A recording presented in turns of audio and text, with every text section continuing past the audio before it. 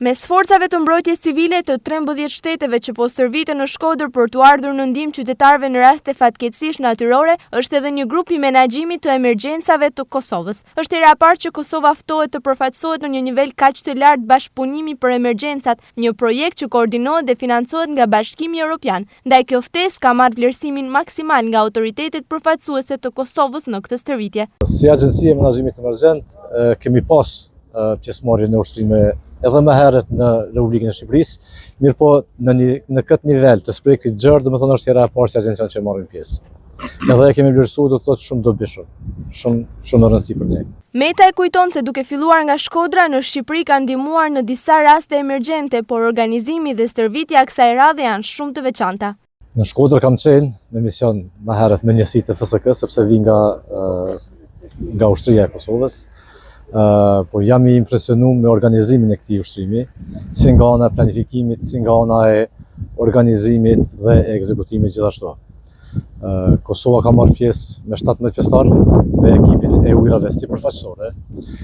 Kjo pjesëmarrje është shumë e rëndësishme sepse krijon mundësi të bashkëpunimit me Republikën e Shqipërisë për t'i dalë njëra tjetrës në ndihmë në situata të krizave emergjente, por njëkohësisht është mundësi e mirë edhe për ndarjen e njohurive dhe eksperiencave edhe me vendet pjesëmarrëse. Drejtori ekzekutiv i menaxhimit të emergjencave të Kosovës, Genc Metaj, thotë se nëse Shqipëria ka nevojë për ndihmë në përballimin e situatave të emergjencave civile, për 40 minuta bëhemi gati për t'u nisur nga Kosova. Forcat tona janë të gatshme për 40 minuta me qenë në dispozicion dhe me u nis me një herë, do të thotë.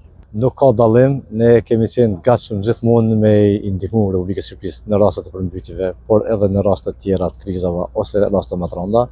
Por njëkohësisht edhe Republika e Shqipërisë ka qenë gjithmonë afër Kosovës për t'i dalë në ndihmë si në kohën e luftës, por edhe në kohën e paqes.